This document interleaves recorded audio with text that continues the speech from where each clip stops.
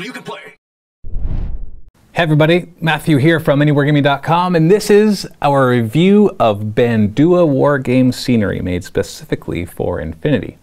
Now, Bandua is one of the companies that actually has a license from Corvus Belli, the creators of Infinity, to create official Infinity terrain. So some of the other ones out there aren't official, but I don't usually see a difference in levels of quality based on the ones which are official and which ones aren't. I think there was just a few companies that got in there first, became official, and then Corvus Belli realized that they can't make everybody official. So really, when you see design specifically for Infinity and they have that kind of stamp of approval, for the most part, I don't find that it makes a difference in having them be a higher level or lower level of quality.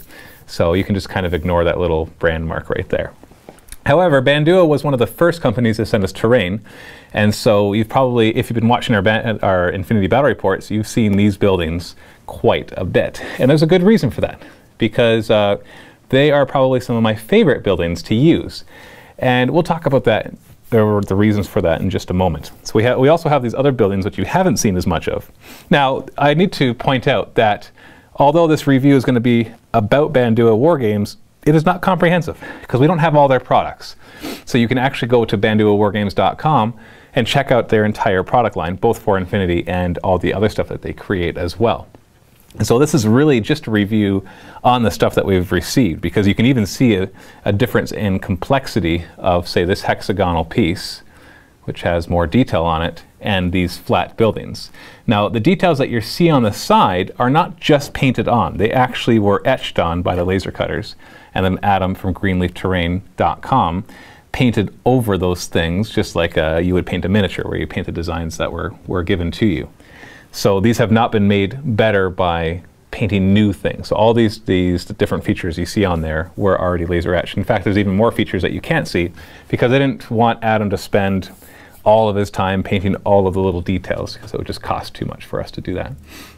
So let's go through the three things that I talked about. First off, how easy is this stuff to put together, and how durable, so quality of the product and the assembly. Well, out of all of them, these buildings were probably the easiest to put together, and you can probably see why just by looking at them. They're nice and simple. They're mostly flat walls. The doors that you can see on some of these can actually come out if you decide you want to do that. I didn't want to, because we don't do a lot of interior fighting. I find that that's just not a mechanic that I enjoy playing. It might differ for you, of course. And so we keep them on. We kept them stuck on there, and even had to glue a couple of them back on. But they were probably the easiest to put together for exactly the reason that you see here. These were a little more complicated to put together, but still, compared to some of the other companies out there, it was pretty easy. So I'd rate these at a more of a beginner to intermediate level than some of the other stuff that we will be showing in the other reviews. Durability-wise, well, we've played with these buildings for about 30 battle reports. Pretty much every battle report, not all of them, but pretty much all of them have featured Bandua Wargames scenery, because I just love how easy these are to use, which we will look at in just a second. And so they are very durable. We haven't had any real breakage yet. I'm just looking through them all right now, and I don't see even any chips. That's typical for the MDF terrain, and so I have no complaints right there. So second thing is rating how they look. This is probably where they get the lowest rating pretty much out of all the scenery that we've received. Pretty much. Not the worst, but out of all of them, I'd say these buildings are the most simplistic looking. So they're not as, well, as pretty as the other ones. They don't have as much design to them. They are pretty straightforward. They're just square buildings. And so definitely when you put them beside Micro Art Studio terrain, for example, the Micro Art stuff looks a lot better, at least when you compare it to these simple buildings. I know that they have some other designs and new things as well. Even their consoles that they sell, which are totally compatible with the ITS rules, the Infinity Tournament System rules, and they work for the consoles for a lot of the objectives. Even these consoles are very simplistic when you compare it to some of the other ones that have like acrylics and things like that. So they're definitely not as good looking as the other ones. However, let's talk about the third thing, which is functionality. The functionality of these buildings is the reason you see them in so many games. And it's because, I'll show you a couple things. First off, most MDF terrain is going to have some like removability, but there's something about these that's just really, really nice. For example, these buildings in particular come in 3 different sizes. So they got the large bases, the medium buildings, and then the small buildings. All of these buildings can stand on their own. So they're just buildings, just like that. They each have their own set of stairs, and they all stack perfectly within each other so that the stairs will line up as they go up. And then this last one goes right here, so you get all the way up here. And then you can do, and this is where I love them because the configurations are almost endless. I actually wish that I had like 10 of these, because then I'd play a battle report where all it is catwalks going across, because I love this piece. I need to get more of these. Just haven't got around to it because we have so much terrain that I just never think to order more. And so you get like this kind of setup. All of a sudden you got these 2 tall buildings with the catwalk in the middle, or you can have them all just at base level, and you can actually fill up just with the number of buildings I have here, which I believe is 1, 2, 3 and a bit full sets of these. So if you look at this as one set, I've got 3 and then a couple medium buildings, and you could actually fill an entire table, a 4x4 table with that, no problem whatsoever.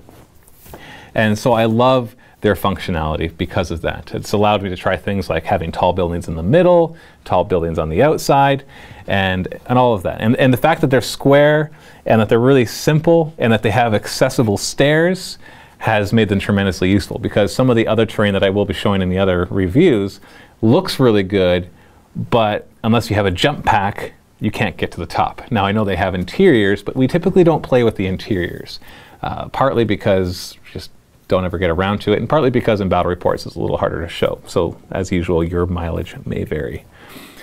And so overall, the Bandua stuff is a good, solid set of terrain for Infinity. Not the prettiest, but still just as durable and very functional, which is why you see it used the most out of all of them. So for that, I give Bandua Wargames 2 thumbs up, because the functionality and the ease of assembly and all of that outweighs the fact that they're just not as pretty as the rest of them out there. So I hope that you enjoyed this review. We'll have more reviews in the link below, or links below, to the other companies that make all this scenery. This is Matthew from MiniWarGaming.com. Happy wargaming. So you can play. Oh, and one more thing. Just as I was cleaning all this up, I remembered there's a really cool thing that you can do with these for storage. You flip over the big building, and you put the medium-sized building inside of it, and the small building inside of that. For the most part, they fit. Depends which ones were assembled. I think this one will fit in here. There we go. And you might think, well, all that pushing would actually wreck them, but I've been doing that the whole time. So the whole building collapses down to 1 building size. Very awesome for storage.